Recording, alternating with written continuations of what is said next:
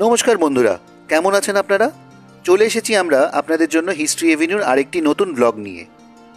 পঞ্চদশ শতাব্দী বা 15th সেঞ্চুরির শেষ ভাগ। বাংলায় তখন অন্ধকারময় মধ্যযুগ, মধ্য গগনে। রাজনৈতিক ও ধর্মীয় অস্থিরতা তখন চরমে। এই রকম এক অন্ধকার অস্থির সময়ে 12 বছরের ব্যবধানে বাংলায় জন্মগ্রহণ করেন দুই যুগপুরুষ। 1486 খ্রিস্টাব্দে নদিয়া জেলার নবদ্বীপে শ্রী চৈতন্যদেব এবং 1474 খ্রিস্টাব্দে বীরভূম জেলার একচক্রা গ্রামে নিত্যানন্দ মহাপ্রভু। আমরা কিন্তু আজ এই দুইজনের জীবনের ইতিহাস নিয়ে আসিনি, কিন্তু এদের নামের সাথে জড়িয়ে থাকা এমন এক জায়গার ইতিহাস শোনাবো আপনাদের, যে জায়গাটি কলকাতার খুব কাছে হলেও অনেকের কাছেই অজানা। খড়দহ বা খড়দা বর্তমান উত্তর 24 পরগনার একটি শহর। কি ছিল এই জায়গার নাম? কেন খড়দহ নাম? কেন বিখ্যাত এই জায়গা? অনেকে বলবেন হয়তো জানি। আমরা বলবো আমাদের বহু পরিচিত জায়গার ইতিহাস এখনও রয়েছে অজানা। তাই পুরো ভিডিওটি স্কিপ না করে দেখার অনুরোধ রইল। এই ফাঁকে আরও একটা কথা বলে রাখি, যারা এখনও আমাদের চ্যানেল সাবস্ক্রাইব করেননি, এখনই সাবস্ক্রাইব করে পাশে থাকা বেল আইকনটি প্রেস করে দিন। আর বেশি শেয়ার, লাইক, কমেন্ট করে আপনাদের মূল্যবান মতামত জানাতে ভুলবেন না। কিন্তু নিজেদের অঞ্চল বা পরিচিত জায়গার কথা লিখে আমাদের জানাতে পারেন। আমরা চেষ্টা করব সেসব জায়গার ইতিহাস আপনাদের সামনে তুলে ধরতে।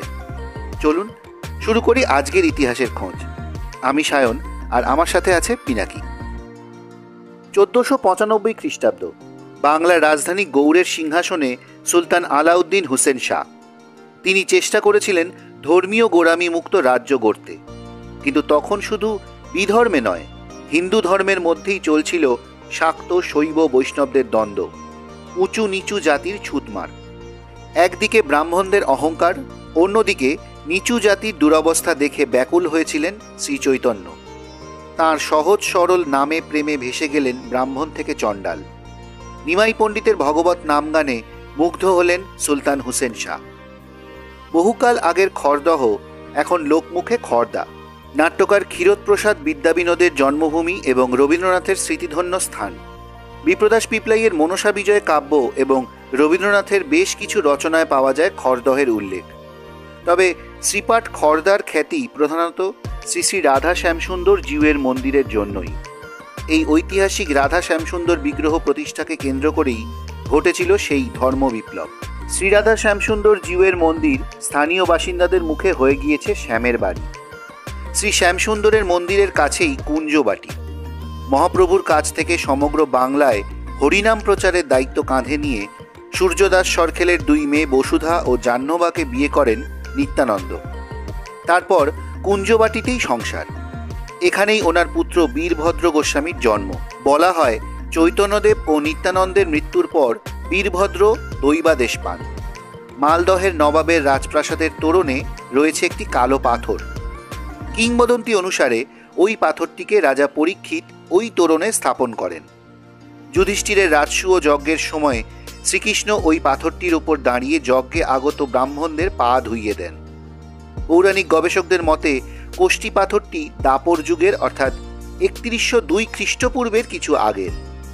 বীরভদ্রের প্রতি দৈবাদেশ, সেই পাথর থেকে কৃষ্ণ বিগ্রহ তৈরি করিয়ে মন্দিরে প্রতিষ্ঠা করতে হবে। এই উদ্দেশ্যে বীরভদ্র সপার্ষদ নাম সংকীর্তন করতে করতে হাজির হলেন তখনকার মালদহে। অনেকের মতে তখন গৌড়ের নবাব সোলেমান খাঁ। 1570 থেকে 1575 খ্রিস্টাব্দের মধ্যে বীরভদ্রের এই অভিযানে আছে অলৌকিক দৈব মহিমার কথা। বিধর্মী সুলতান বীরভদ্রের অলৌকিক ক্ষমতার ফলে পাথরটি দিতে রাজি হন। কৃষ্ণ বিগ্রহ তৈরি ও প্রতিষ্ঠার দৈবাদেশ পেয়েছিলেন বীরভদ্র গোস্বামী। তাঁর পাথর উদ্ধারের কাহিনী আজ কিংবদন্তি। একই পাথর থেকেই মূর্ত হলেন খড়দহের শ্যামসুন্দর। অন্য দুই বিগ্রহের একটি পাঠানো হয় আকনায় রুদ্র পণ্ডিতের কাছে। পণ্ডিত বিগ্রহকে বল্লভজিউ নামে প্রতিষ্ঠা করেন। দেবতার নামে আকনার নতুন নাম হয় বল্লভপুর। বীরভদ্র তৃতীয় বিগ্রহের নাম রাখেন নন্দদুলাল। নন্দদুলালকে বীরভদ্র পাঠান স্বামী বনে বা সাঁই বনে লক্ষণ পণ্ডিতের কাছে। কিন্তু এখানেও মতপার্থক্য আছে। বলা হয় বীরভদ্র নয়, দৈবাদেশ পেয়ে পাথরটি এনেছিলেন রুদ্র পণ্ডিত। তিনি ছিলেন চৈতন্য পার্ষদ বরুথপ। তার কাছ থেকেই শ্যামসুন্দরের মূর্তি এনেছিলেন বীরভদ্র। এবার আসি খড়দহ নামকরণের প্রসঙ্গে। সেখানেও কিন্তু দুটো ইন্টারেস্টিং গল্প রয়েছে। কারো কারো মতে এখানকার গঙ্গায় আগে তীব্র ঘূর্ণি ছিল, খড়সহ, তা থেকে ক্রমে ক্রমে মানুষের মুখে খড়দহ রূপ নিয়েছে। বীরভদ্র গৌড়ের সুলতানের কাছ থেকে পাথর নেবার পর খড়ের বড় ভেলা বানিয়ে তার উপর পাথরটি চাপিয়ে ভাসিয়ে দেন। এই দহে এসে পাথরটি আটকে যায়, সেই থেকে নাম খড়দহ। কথাসাহিত্যিক নারায়ণ সান্যাল তার রূপমঞ্জরি গ্রন্থে আরেকটি কাহিনী শুনিয়েছেন। চৈতন্য মহাপ্রভুর নির্দেশে নিত্যানন্দ গোসাই যখন সংসারে ফিরলেন, তখন তিনি গঙ্গার পাশে এক গ্রামে স্থানীয় ভূস্বামীর কাছে খানিকটা ব্রহ্মোত্তর ভূখণ্ড বসবাসের জন্য চাইলেন। জমিদার জমি দেওয়া তো দূরের কথা, উল্টে নিত্যানন্দের সংসারে ফেরা নিয়েই খানিকটা ঠাট্টা বিদ্রুপ করে এক আঁটি জ্বলন্ত খড় গঙ্গায় নিক্ষেপ করে বললেন, নিত্যানন্দ যেন ওই গঙ্গা জলেই ভদ্রাসন অর্থাৎ থাকার জায়গা তৈরি করেন। দেখা গেল জ্বলন্ত খড়ের আঁটি যেখানে পড়েছিল সেখানে জলের উপর জেগে উঠল একটা চর। ক্রমশ তা মূল ভূখণ্ডের সঙ্গে যুক্ত হয়ে গেল।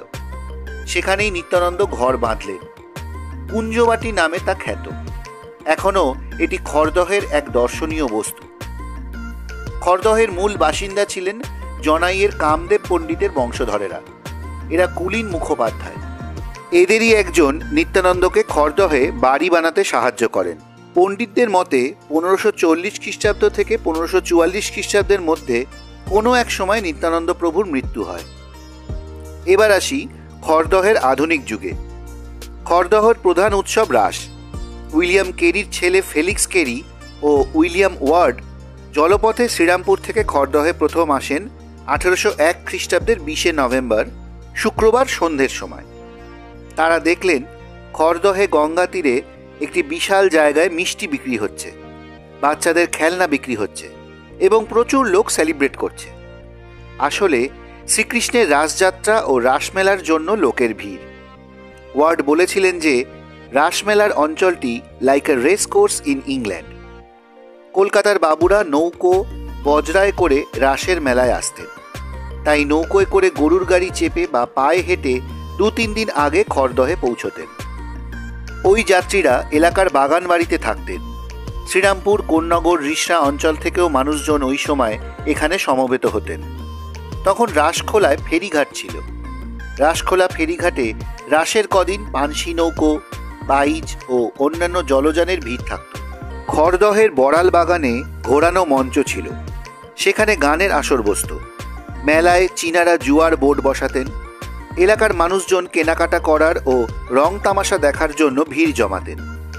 রাসের চতুর্থ দিনে যে বিরাট ভোগ উৎসব অর্থাৎ খিচুড়ি লুট পালিত হয়, তাহা প্রথম শুরু করেন নিত্যানন্দ প্রভুর দশম বংশধর কেশবকৃষ্ণ গোস্বামী।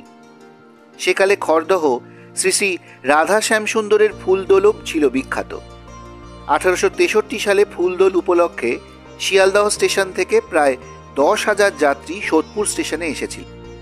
খড়দহে বিখ্যাত তান্ত্রিক সাধক প্রাণকৃষ্ণ বিশ্বাস তাঁর পিতার প্রতিষ্ঠিত 12টি মন্দিরের সঙ্গে নিজে এখানে আরও 14টি মন্দির নির্মাণ করিয়েছিলেন।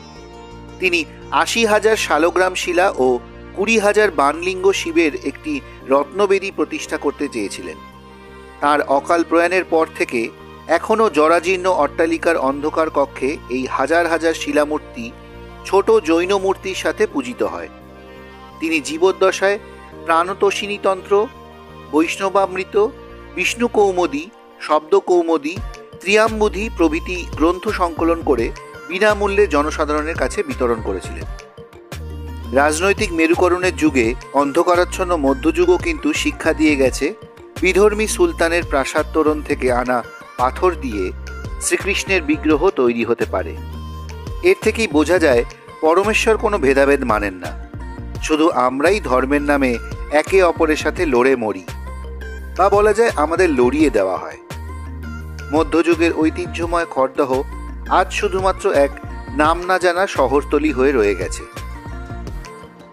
আমাদের আজকের ব্লগটি আপনাদের কেমন লাগলো কমেন্ট করে জানাবেন।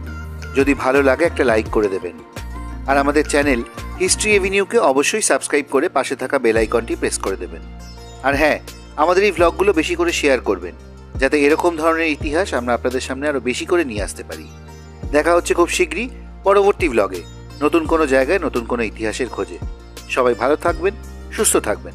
নমস্কার।